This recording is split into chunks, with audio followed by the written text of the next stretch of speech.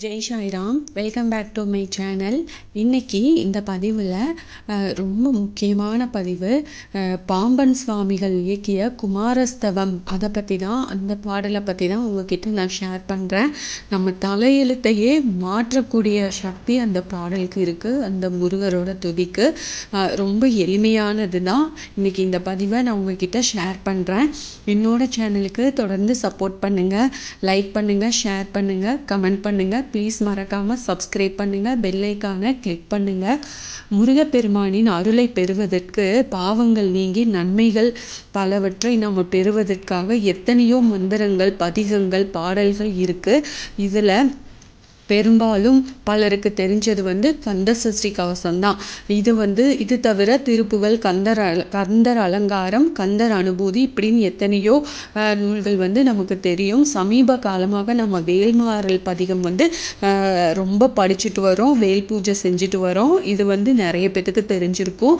அப்படி மிகவும் சக்தி வாய்ந்த முருகன் பதிகங்களில் ஒன்று தான் இந்த குமாரஸ்தவம் அப்படிங்கிறது. இந்த குமாரஸ்தவம் பாடல் அனைத்து முருகன் கோவில்கள்லையும் ஒரு கல்வெட்டாக பதிச்சிருப்பாங்க. சில பேர் நாம் அதை கவனிச்சிருப்போம், சில பேர் அதை படிச்சும் பார்த்துருப்போம். சில பேர் முருகனுக்குரியது ஏதோ ஒன்று வச்சிருக்கிறாங்க அப்படின்னு நம்ம அதை வணங்கிட்டு போயிருப்பாங்க.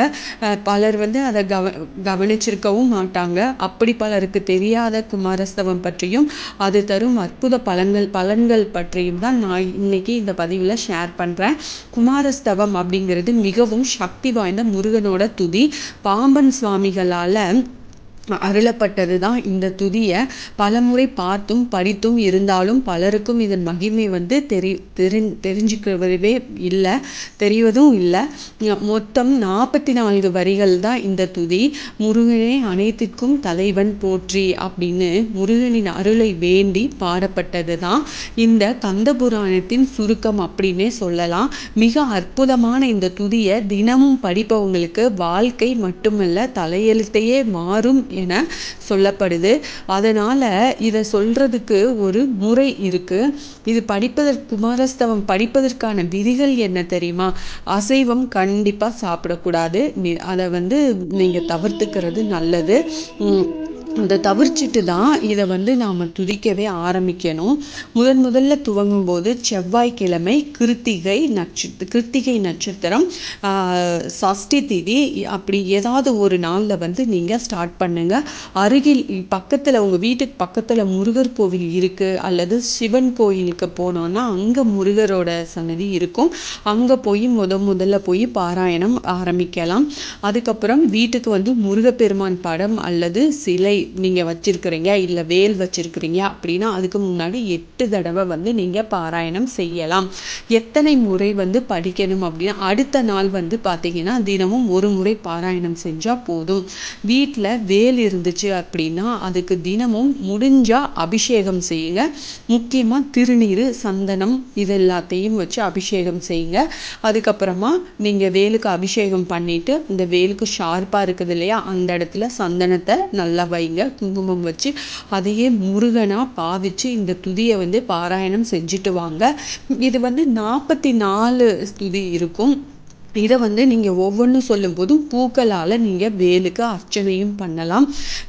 ஒரே ஒரு நெய் தீபம் உங்களால் 5, 6 போட முடியலை அப்படின்னா ஒரே ஒரு நெய் தீபம் போட்டால் போதுங்க.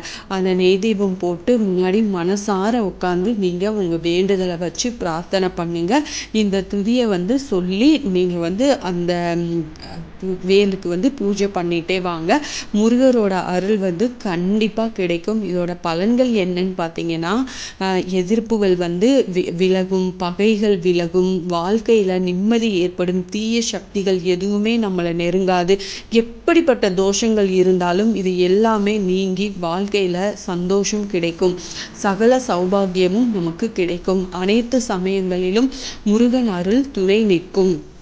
வாழ்க்கையில பலவிதமான அதிசய மாற்றங்களை நாம பார்க்கலாம். நடக்கவே நடக்காது அப்படின்ற காரியங்கள் எல்லாமே கண்டிப்பா நடக்கும்.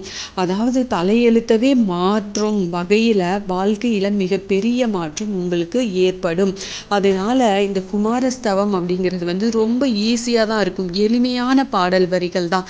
நீங்க கண்டிப்பா காலையில ஆஃபீஸ் போறவங்க என்ன வேலையா இருக்கட்டும், உங்களுக்கு இது இது படிக்கவே ஒரு 5 நிமிஷம் கூட ஆகாதுங்க. அதனால நீங்க இத கண்டிப்பா இந்த குமாரஸ்தவம் படிங்க. படிச்சு நீங்க கண்டிப்பா பலன் பெறணும். நான் வேணா டிஸ்கிரிப்ஷன் பாக்ஸ்ல கொடுக்குறேன். இத உங்களால கண்டிப்பா செய்ய முடியும். இத செஞ்சு பாருங்க. உங்க பிரச்சனை கண்டிப்பா நீங்கும். அதனால உங்களுக்கு எப்ப நேரம் கிடைக்குதோ அப்ப கண்டிப்பா இந்த குமாரஸ்தவத்தை நீங்க படிக்கலாம். தாராளமா படிக்கலாம். காலையில நேரம் இல்லை அப்படின்னா நீங்க சாயந்தரம் வீட்டுக்கு ஆஃபீஸ்ல இருந்து வந்ததுக்கு அப்புறமாச்சும் நீங்க படிங்க. இதுக்கான அதிகபட்ச நேரமே ஒரு 5 நிமிஷம் தான் ஆகும். கண்டிப்பா ஒரே ஒரு தீபமாவது வேல் பக்கத்துல ஏத்தி வச்சுட்டு, முருகரோட போட்டோ தான் இருக்கு, வேல் இல்ல அப்படின்னாலும் பரவாயில்ல, எதுவா இருந்தாலும் பரவாயில்ல, முடிஞ்சா நீங்க வேல் வாங்குங்க. இல்லைன்னா முருகருக்கே நீங்க சொல்லி அர்ச்சனை பண்ணி மனசார பிரார்த்தனை பண்ணிக்கோங்க. உங்களோட வேண்டுதல் கண்டிப்பா நிறைவேறும். அவ்வளவு சக்தி வாய்ந்தது. தயவு செஞ்சு யாருமே இதை தவற விடாதீங்க. இந்த குமாரஸ்தவத்தோட பதிகத்தையும் அதுக்கப்புறம் அதுக்கான பொருள் என்ன அப்படிங்கிறதையும் நான் அடுத்தடுத்த பதிவில் உங்ககிட்ட நான் ஷேர் பண்ணுறேன். இந்த பதிவு உங்களுக்கு ரொம்ப உபயோகமாக இருக்கும் அப்படின்னு நான் நினைக்கிறேன். Thank you friends. என்னோட சேனலுக்கு தொடர்ந்து சப்போர்ட் பண்ணுங்கள். லைக் பண்ணுங்கள், ஷேர் பண்ணுங்கள், கமெண்ட் பண்ணுங்கள். ப்ளீஸ் மறக்காமல் சப்ஸ்கிரைப் பண்ணுங்கள். பெல் ஐக்கானை கிளிக் பண்ணுங்கள். மீண்டும் அடுத்த பதிவில் சந்திப்போம்.